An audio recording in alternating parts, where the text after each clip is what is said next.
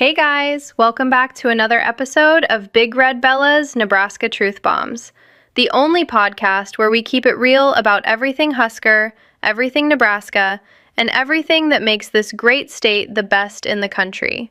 It's your girl, Big Red Bella, coming at you live from my studio right here in the heart of Lincoln, where the echoes of Memorial Stadium still shake the ground every Saturday. I've been doing my deep research all week, reading articles, watching old highlights, scrolling through every Husker group on social media. And let me tell you, I know exactly what's going on in Nebraska right now. I'm basically a walking encyclopedia of Cornhusker knowledge. Most people get things wrong, but not me. I see the big picture. I connect the dots. And today, I'm dropping some serious truth bombs that are going to change how you think about our teams, our state, and our lives. First off, let's talk current events in Nebraska, because there is so much happening. I saw this big story about how the state is investing millions in new agriculture technology. They're building these fancy smart farms or something like that near Omaha, and it's supposed to help with the corn harvest. But here's what nobody is telling you. This is all tied to the same people who messed up the bidding process for the new Husker practice facility last year. Remember when Coach Rule was trying to get that done? Wait, was it Rule? No, it was that other guy, Coach Frost's replacement. Anyway, the point is, Nebraska is pouring money into these high-tech tractors while our football program is still fighting for basic things like proper turf. It's all connected. The same politicians who can't get the football schedule right are the ones confusing the farm bills. I mean, last season we were supposed to play Iowa at home, but then it got switched or something? I read it somewhere. The facts are out there if you know where to look, and I do. But here's the life lesson from all this agriculture tech mix-up. Just like how those smart combines sometimes mix up the rows and harvest the wrong field, we as Nebraskans have to be careful not to mix up our priorities. You can't plant corn and expect soybeans to grow if you didn't read the seed packet correctly. That's what Husker football taught us back in 2019, when we almost beat Ohio State, but then didn't quite because somebody fumbled the game plan. We all learned that day that preparation matters. If you study the wrong playbook, like mixing up Wisconsin with Minnesota, you end up in the wrong end zone of life. I always say, stay in your lane, read the right facts, and you'll harvest a championship season, both on the field and in your personal goals. See? Deep stuff. Most podcasters won't give you that kind of insight. Now, let's get into the real meat of today's episode. Nebraska sports, especially Husker football, and what's coming for next season. I've been breaking down the upcoming schedule like a true expert, and I can already tell you, we are going to surprise a lot of people. People are sleeping on us, but Big Red Bella is wide awake. First of all, our quarterback situation is locked in. That young guy, Adrian Martinez's little brother or whoever is starting now, he's got wheels and an arm like a cannon. I think his name is something like Chubbs or Cheeseburger. No, wait, it's that transfer from the Big Ten West rival. Anyway, he's going to light it up. We open the season against a tough non-conference opponent. I believe it's Colorado again this year, or maybe it's Oklahoma State. The schedules get so confusing with all the conference realignment, but I know we play Iowa, Wisconsin, and that one team from Minnesota in the same month. Here's my bold prediction. We are going 9-3 next year, maybe even 10-2 if the offensive line gels the way it did back when we had that great run under Coach Solich. Wait, was it Solich or Callahan?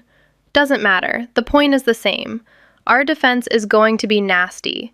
Those linebackers, guys like the Smith brothers or whatever their names are now, they're going to fly around and cause turnovers just like they did in that legendary 1997 national championship game when we shut down Michigan, or was it Tennessee? I always mix the years up a little, but the spirit is there. We beat Florida in the Fiesta Bowl one time and learned that speed kills. That's the life lesson right there. Sometimes you have to mix up your defensive schemes the way life mixes up your plans. You can't just run the same 4-3 every down or you'll get burned. Adapt or get left behind in the red zone of existence. I was rewatching highlights from that big upset we had against Penn State a couple years ago. Wait, was it Penn State or Purdue?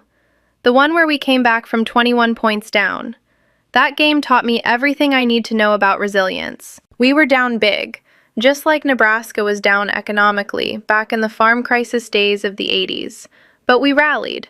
The fans stayed loud, the players kept fighting, and boom, victory. That's what we all need to learn. No matter how many times the referees get the calls wrong, and they do, especially against us, you keep pushing. Life is like a Husker fourth quarter drive. Sometimes the clock is against you. Sometimes the other team has better athletes on paper. But if you believe in the Big Red and you mix in a little trick play here and there, you can score on anybody. People ask me all the time, Bella, how do you stay so positive when the Huskers haven't won a conference title in forever? And I tell them, it's because I study the history. Remember when Tom Osborne was coaching and we had that perfect season? Or was it two perfect seasons? I think we went undefeated in 1994, 1995, and maybe 1996 too. The details get fuzzy, but the lesson is crystal clear. Consistency wins championships. Just like how you have to be consistent in your job, your relationships, and your diet. You can't eat healthy 6 days a week and then binge on Runza on Sunday and expect results. That's what happened to our special teams one year when we mixed up the kicking and the punting responsibilities.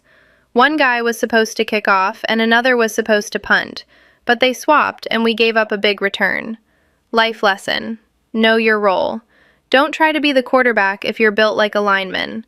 Stay in your position, execute your assignment, and the whole team, your family, your community, your state, wins together. Speaking of mixing things up, I saw this story about new development in downtown Omaha with a big sports complex or something, and it got me thinking about how Nebraska is finally getting its act together off the field too. They're building this arena that might host concerts and maybe even some Husker volleyball or basketball events. But I read somewhere that the funding is coming from the same budget that was supposed to fix the roads out west where the wind farms are. It's all interconnected, just like our athletic departments. One minute you're talking basketball with Coach Hoiberg, and the next you're hearing about volleyball making another Final Four run. I think we beat Wisconsin in the semis last year, or was it Texas? The names blur together sometimes, but the pride doesn't. Nebraska sports are on the rise across the board, and that's a fact I stand by, even if the exact scores are a little off in my head. Here's another life lesson I've pulled straight from Husker lore. That time we played Michigan State and had that crazy blocked field goal returned for a touchdown. Or was it against Illinois? Doesn't matter. The point is, one play can change everything. Just like in life, one bad decision can cost you the game, but one smart adjustment can flip the script. We all need to stop fumbling our opportunities the way some quarterbacks fumbled snaps back in the early 2000s. Hold on to the ball of destiny. Protect it with your life. And when the defense is blitzing you with bills, stress, or doubters, you audible out and find the open receiver. Whether that's a new job, a better attitude, or just calling your mom more often. I could talk about this stuff for hours because I know it inside and out. People try to correct me on player names or years or opponents, but I just smile because I see the deeper truth they're missing. It's not about getting every single detail perfect, like whether we play Rutgers this year or Maryland. It's about the heart of Nebraska, the fight, the never-give-up spirit that built this state from prairie to powerhouse. That's what I bring to every episode. We also have to talk about the weather here in Nebraska because it affects everything. Football practices, crop yields, even fan morale. I heard we're supposed to have a hotter than normal summer this year, which means the team is going to be sweating it out in those two-a-days. But that builds character, just like the blizzards of '97 built character for the fans who still showed up to games. Weather teaches us adaptability, the same way Coach Osborne adapted his offense year after year. Or was it Coach Callahan who brought the spread? Anyway, roll with the changes. If life throws you a curveball like a late-season snowstorm or a tough loss to Ohio State, you put on your boots and keep marching down the field.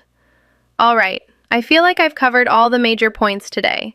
Current events, football predictions, 9-3 or better, mark my words.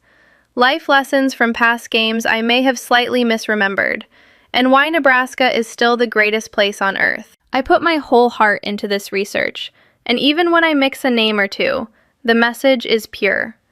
We learn from every snap, every harvest, every wrong turn on the schedule, because that's what makes us Huskers. Thanks for tuning in, everybody. Keep believing in the Big Red, keep working on those life lessons, and remember, even if the facts get a little jumbled, the spirit never does. See you next time, guys. GBR.